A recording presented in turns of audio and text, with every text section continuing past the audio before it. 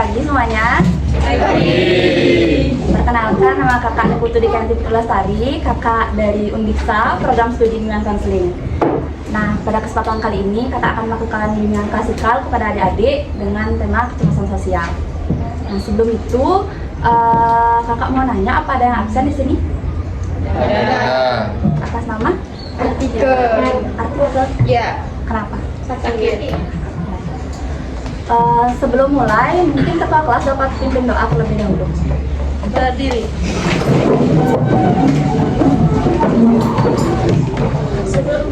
Sebelum memulai kegiatan, mari kita berdoa menurut keyakinan dan kepercayaan masing-masing. Berdoa dimulai.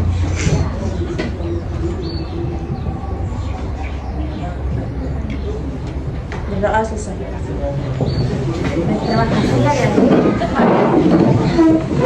Nah, sebelumnya kakak mau menyampaikan adapun tujuannya di sini, yaitu yang dimana yang pertama kakak ingin kalian itu dapat memahami definisi dari kecemasan sosial beserta indikatornya. Yang kedua, kakak ingin kalian menggali dan mengelola kecemasan sosial pada diri kalian sendiri. Yang ketiga, kakak ingin kalian dapat menerapkan cara-cara mandiri dan teknik-teknik yang akan kakak sampaikan sebentar lagi. Baik. Bisa dilihat nggak? Tapi sebelumnya ada yang tahu apa itu kecemasan sosial? Atau pernah dengar? Belum. Oke, jadi kecemasan sosial itu merupakan keinginan kuat untuk menghindari suatu situasi sosial yang dimana situasi tersebut memungkinkan seseorang untuk dikritik atau mengkritik. Nah, selain itu, kecemasan sosial merupakan kondisi di mana individu menentang argumen yang diberikan terhadap orang lain.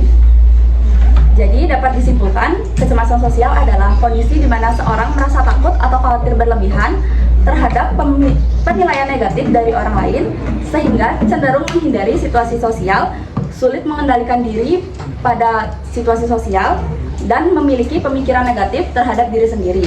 Nah, sebelumnya di sini ada yang merasa nggak memiliki kecemasan sosial dari ciri-ciri yang tadi kakak sampaikan? Ada? Ada. Oke. Jadi sesuai indikatornya, di sini ada penghindaran situasi sosial. Penghindaran situasi sosial merupakan keinginan kuat untuk menghindari situasi yang memungkinkan seseorang dikritik atau dinilai orang lain.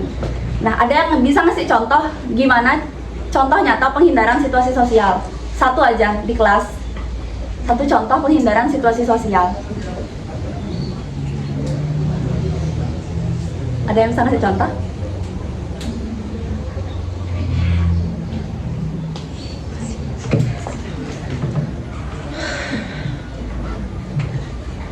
Ada yang bisa ngasih contoh? Ya, yang di pojok. Mengendalikan diri. Ah? Kesulitan mengendalikan diri. Ya, itu juga bisa ya. Nah, tapi lebih tepatnya pada penghindaran situasi sosial itu, contoh perilakunya itu seperti tidak berani presentasi di depan kelas. Ada yang nggak berani presentasi di depan kelas? Semuanya ya? Terus selanjutnya ada sering menolak ajakan untuk berdiskusi kelompok. Kayak kalian bikin kelompok, tapi dia tuh nggak mau ikut sama kalian, lebih milih menyendiri. Ada yang kayak gitu di sini? Ada. Nggak ada. Dan yang terakhir itu ada memilih duduk di pojokan sendiri. Army. Yang duduk di pojokan ini kecemasan sosial.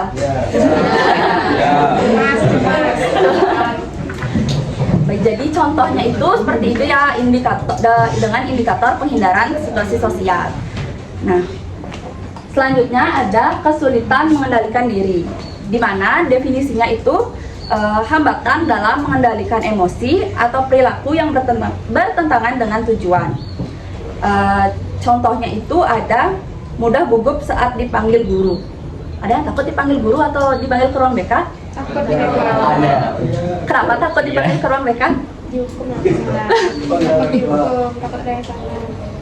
Selanjutnya ada tangan berkeringat jika berada di situasi sosial. Ada yang kayak gitu? Ada. Selanjutnya, berbicara terbata-bata saat ada di situasi sosial. Yang selanjutnya ada sulit fokus saat ujian lisan. Kalian pernah ujian lisan? Pernah. Kalian merasa cemas? Ya, jadi itu merupakan salah satu contoh ya dari indikator kesulitan mengendalikan diri. Dan yang terakhir itu ada pemikiran negatif. Nah, pemikiran negatif merupakan pola pikir irasional yang selalu beranggapan negatif tanpa mencari tahu kebenarannya. Ada nggak yang bisa ngasih contoh pemikiran negatif? Merasa pasti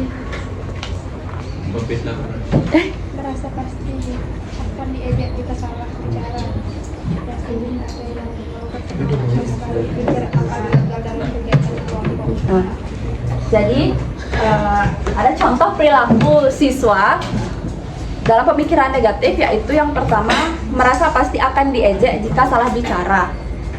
Kalian ada yang takut kayak gitu? Ya. Enggak. Ya. Yang kedua, yakin tidak ada yang mau berteman dengan kalian. Ada yang punya pikiran kayak gitu nggak di sini? Enggak. Ada? Enggak. Nah, oke. Yang terakhir, selalu berpikiran gagal dalam kegiatan kelompok. Kayak kalian tuh ada di lingkup kelompok, tapi kalian berpikir kayak aku nggak bisa deh kelompokan sama mereka karena mereka pintar-pintar gitu. Enggak. Kayak kecemasan di sini. Semua cemas. Enggak. Bayu enggak. Nah, Nanti pada ada yang bisa baca nggak?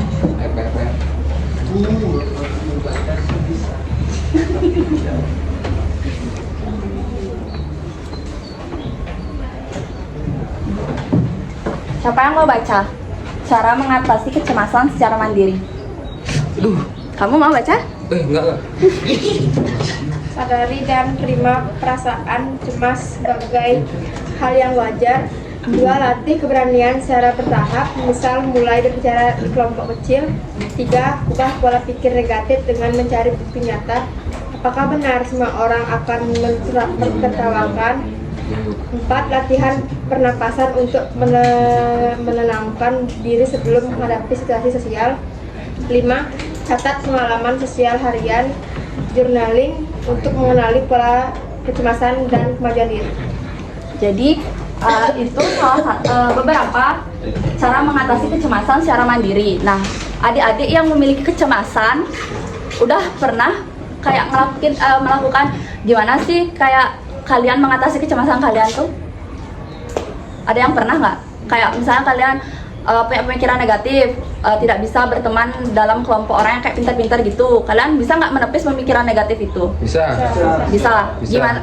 Salah satu contohnya gimana? Gak usah dipikir. Itu benar. Yang lain ada nggak? Kayak misalnya aku bisa kok berteman sama mereka gitu. Percaya diri. Ada yang kayak gitu biasanya?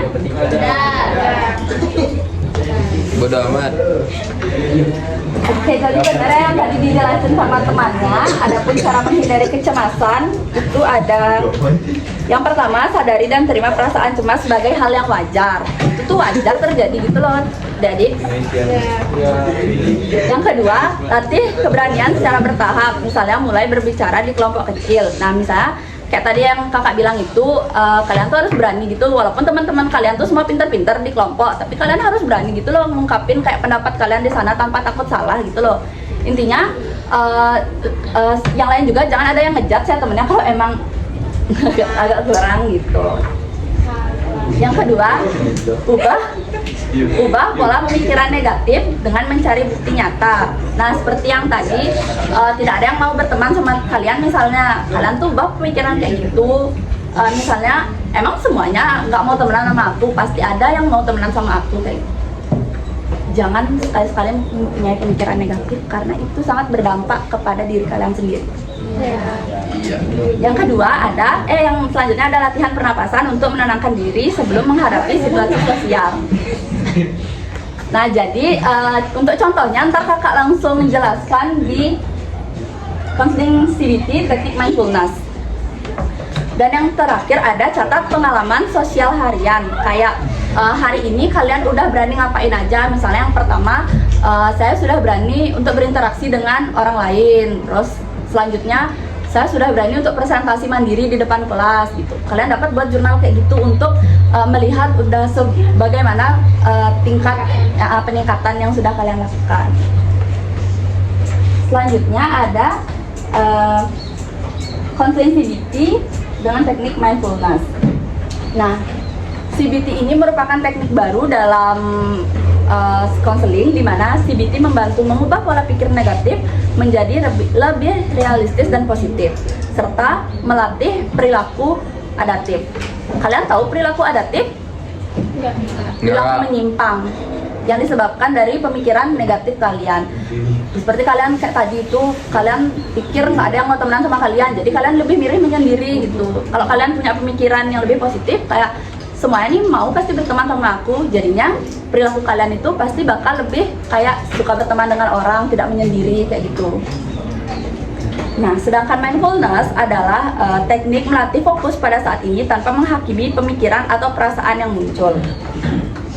Jadi dapat ditarik kesimpulan, teknik ini itu berfokus pada nafas dan sensasi tubuh saat ini.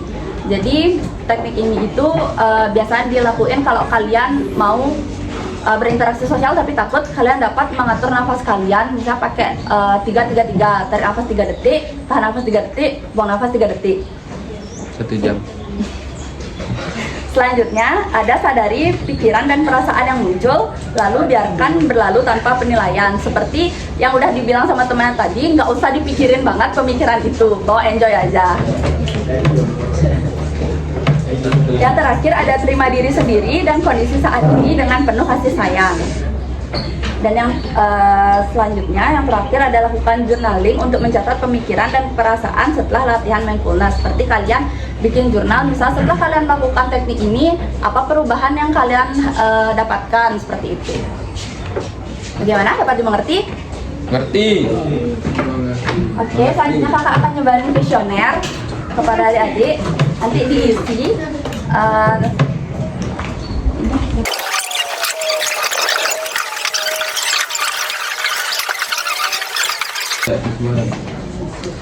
Jadi kalian dapat dilihat sebelum mengisi kuesioner, di sana ada identitas. Kalian dapat isi identitas kalian terlebih dahulu. Untuk selanjutnya keterangannya itu contoh ya. Di sini saya merasa nyaman berinteraksi dengan orang lain di acara sosial. Kalau kalian setuju tentang pernyataan itu, kalian bisa centang di kolom S. Misalnya kalau kalian tidak setuju atau sangat tidak setuju, kalian bisa centang di selanjutnya, seperti itu. ST sangat Tidak benar. Iya. Itu kayaknya. ST itu kurang sesuai ya. Kakak salah nulis itu. TS ya. Saatnya istirahat tetap. It's time to have first break. Mungkin untuk waktunya kakak kasih waktu 5-10 menit untuk jawab ya. Ya, Kak.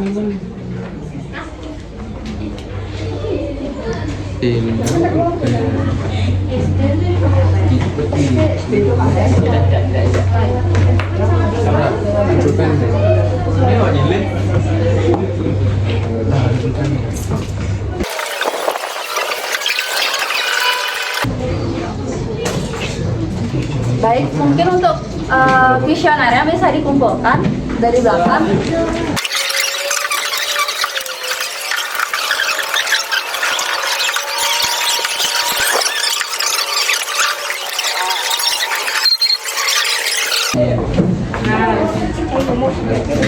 Baik, terima kasih adik-adik atas partisipasinya dalam mengisi kuesioner. Hasil kuesionernya akan kakak cek terlebih dahulu. Untuk selanjutnya akan dilakukan bimbingan kelompok. Terima kasih ya.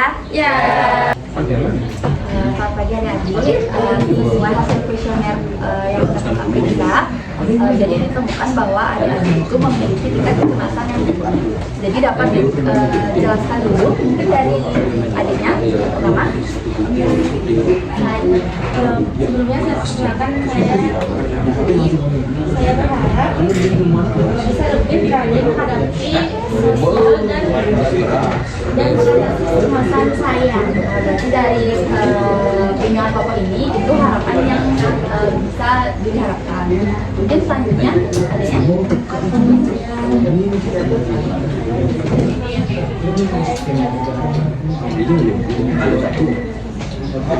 selanjutnya Pasti saya Lia.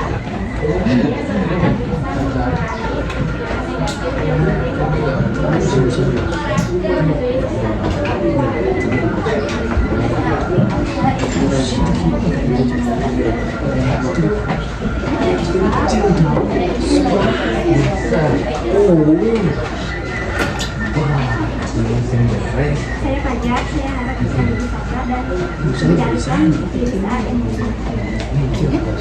yang saya ingin mengganti pola pikir dengan yang lebih positif. Saya ingin keluar dari kebiasaan menghindar dan mulai berani menghadapi. Oke, terima kasih adik-adik semuanya atas apa yang kalian ungkapkan. Jadi kalian jangan takut untuk mengungkapkan sesuatu karena dalam bimbingan konseling itu terdapat asas kerahasiaan di mana apa yang kalian bicarakan terhadap belakang tidak akan menyebar ke teman-teman yang lain termasuk teman-teman kakak juga. Jadi di sini kita mulai dengan penghindaran situasi sosial. Mungkin apa yang membuat kalian merasa ingin menghindari diri dari situasi sosial? Kalau saya mengetahui nilai atau calon orang lain, saya memilih menghindar. Mungkin selanjutnya.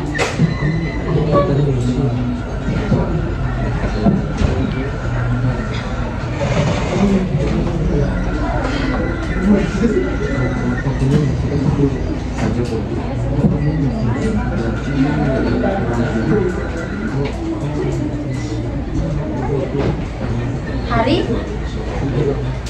Kadang saya merasa tidak punya kemampuan sosial dan jadi saya lebih nyaman sendiri. Oke, jadi hal itu merupakan hal umum yang terjadi ya di lingkungan sosial. Menurut kalian dari apa yang kalian rasakan itu ada nggak dampak yang muncul? Mungkin dari Dewi?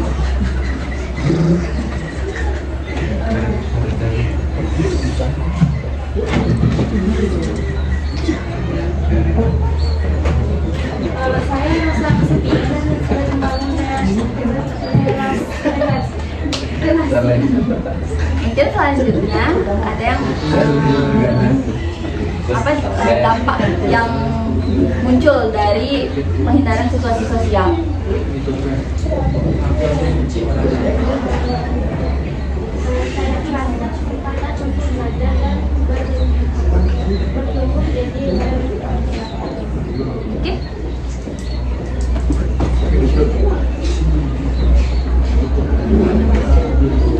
Mungkin saya jadi sulit mengontrol emosi karena menumpuk rasa takut dan oke, jadi setelah itu kita akan membahas tentang kesulitan dalam mengendalikan diri seperti apa yang sudah dijelaskan tadi perasaan teman-teman kalian. Jadi situasi apa yang memungkinkan kalian sulit mengendalikan diri?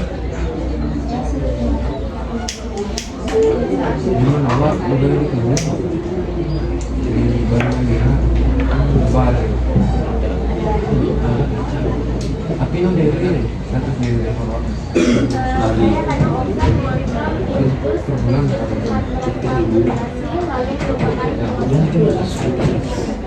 kenapa mau gaji gede kok menang? Ya jelas dong.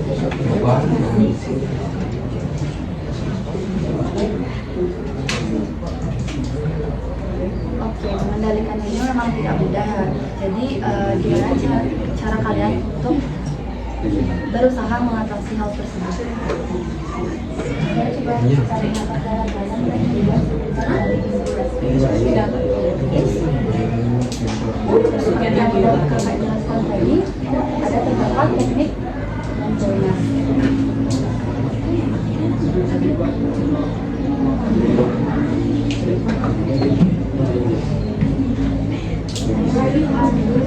Yang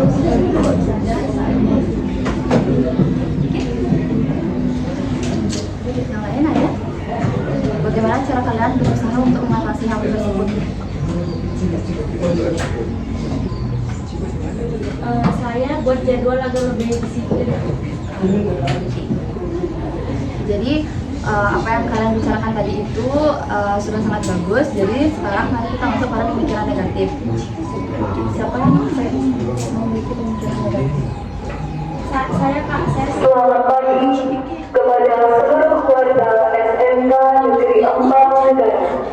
Ya lanjut aja. Dalam rangka meningkatkan rasa nasionalisme, marilah kita menghentikan aktivitas sejenak dan berdiri dengan sikap sempurna Yang lain? untuk bersama-sama menyanyikan lagu kebangsaan Indonesia Raya dan pembacaan naskah Pancasila. Jadi yang kalian tadi katakan, jadi yang bagaimana cara kalian memulai yang satu?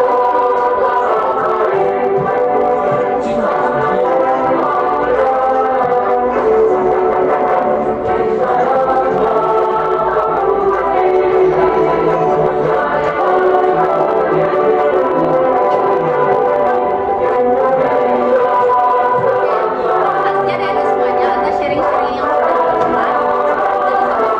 Jadi sebelumnya dia kunjungan ke Bali,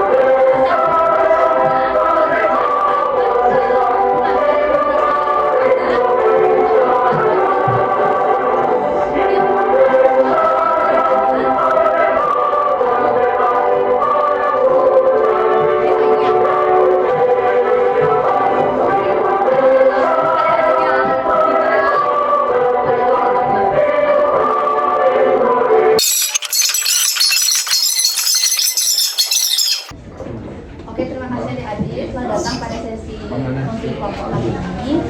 Jadi sesuai kesepakatan kita, hari ini kita akan membahas beberapa tantangan yang sering ada atau yang sering kita alami.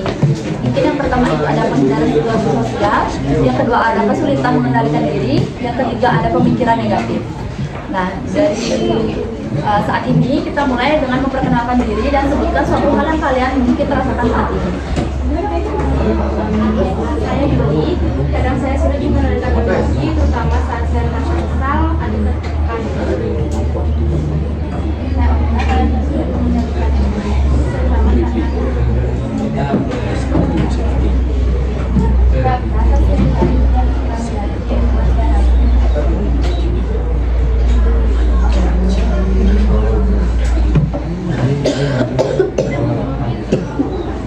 Oke, jadi terima kasih ya sudah terbuka.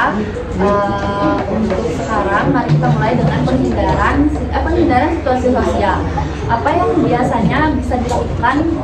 Apa yang biasa membuat kalian ingin menghindari situasi sosial? Hal apa yang sering membuat kalian menghindari situasi sosial?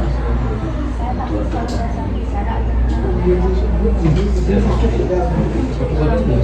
Saya merasa canggung dan tidak percaya diri, jadi saya merasa lebih nyaman. Oke, ketika kalian menghindar, apa dampak yang muncul dalam kehidupan sosial kalian? Saya jadi merasa kesepian dan kurang punya teman dekat. Saya merasa dari Oke, adik-adik, itu merupakan hal yang wajar dirasakan ketika kalian menghindari situasi sosial. Nah, dalam situasi apa mungkin kalian merasa kesulitan dalam mengendalikan diri? Saat marah atau kecewa, saya sulit menahan emosi dan kadang-kadang berkata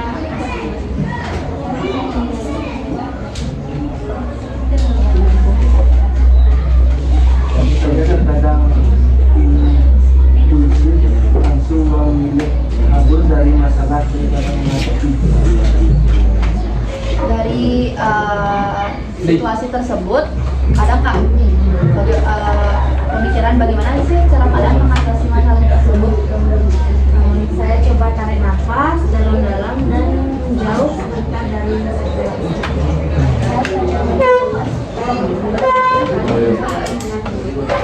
Saya coba ingat konsekuensi dari datang impulsif.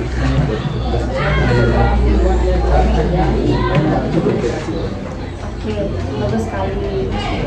Untuk saat ini kita akan membahas mengenai pemikiran negatif, dan mungkin dari kalian ada yang memiliki pemikiran negatif nggak? Ada tadi utarakan pemikiran negatif apa yang kalian miliki?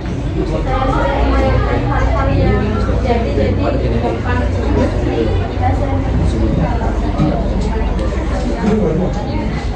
Kadang saya merasa orang lain selalu melihat saya yang buruk.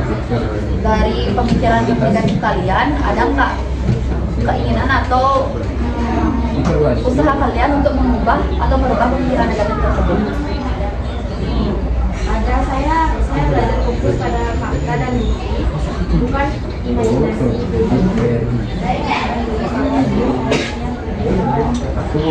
Saya coba mengganti keinginan negatif dengan kalimat positif sekarang. Dari sebelumnya terima kasih atas kejujuran kalian. Sebelum kita nanti berakhir, ada nggak kayak satu atau beberapa tindakan nyata yang ingin kalian coba untuk mengatasi ketiga hal ini yang berkaitan dengan kesehatan?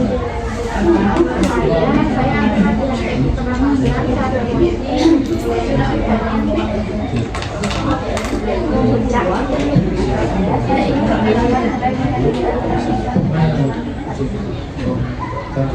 Saya akan membuat rencana untuk tetap menghadapi pada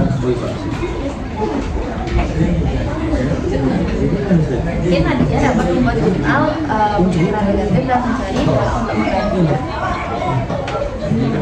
Oke, dengan komitmen yang bagus yang dilakukan adik-adik, ingat perubahan itu merupakan suatu proses yang dan di sini kalian tidak sendiri dalam menghadapi proses tersebut. Nah, terima kasih atas partisipasi kalian pada saat ini. Untuk selanjutnya kita akan melakukan konseling mungkin dengan Okta, karena di sini terlihat Okta masih memiliki kecemasan sosial. Ini untuk adik-adik yang bertiga dapat silakan kembali ke tempat masing-masing. Selamat datang kembali Okta, terima kasih sudah datang pada hari ini. Apa yang ingin kamu bicarakan dan fokuskan dalam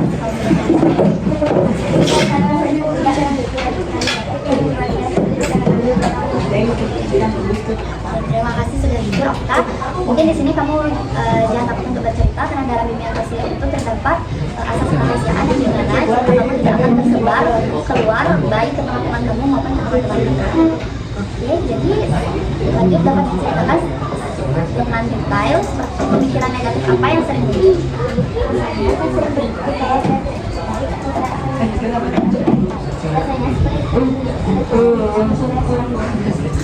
Oke, hal itu pasti membuat Okta merasa lelah. Mungkin ada nggak situasi atau kondisi yang biasanya memicu pemikiran tersebut? Biasanya saat saya menghadapi stres atau saat saya langsung hal-hal terjadi. Jadi pemikiran negatif bisa terasa sangat kuat dan otomatis muncul. Mungkin kamu pernah nggak coba untuk melawan atau mengubah pemikiran tersebut?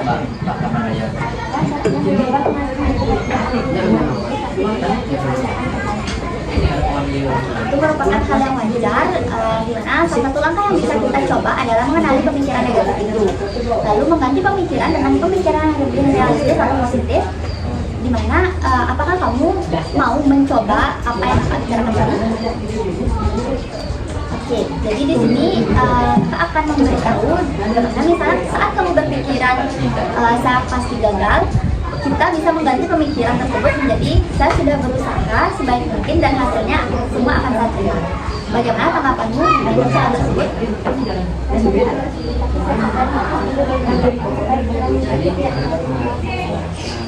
Oke, itu merupakan suatu langkah yang bagus, di mana kita juga dapat membuat catatan harian tentang pemikiran negatif yang muncul dan bagaimana kamu mengganggunya. Hal ini dapat membantu membuat pola pemikiran menjadi lebih sadar dan terkontrol. Oke, selain itu penting juga menjaga pola hidup seperti tidur yang cukup, olahraga, dan istirahat karena itu mempengaruhi suasana hati dan pikiran. Dan mungkin apa kamu sudah menerapkan hal tersebut seperti olahraga yang cukup, tidur yang cukup, dan istirahat yang cukup? Selanjutnya, mari kita membuat rencana sederhana untuk mulai memperbaiki hal-hal tersebut, karena dengan membangun kebiasaan sehat, terus membangun dan mengelola pemikiran negatif. Itu merupakan suatu hal yang bagus. Mungkin kita akan bertemu minggu depan untuk mengevaluasi perubahan dan mendiskusikan langkah selanjutnya. Ada hal lain yang ingin kalian bicarakan? Tidak, itu sama-sama. Kita sangat senang bisa membantu Okta. Ingat dalam proses ini membutuhkan waktu dan kesabaran dan jangan ragu untuk menghubungi kita saat kita berkembang dalam proses ini. Terima kasih.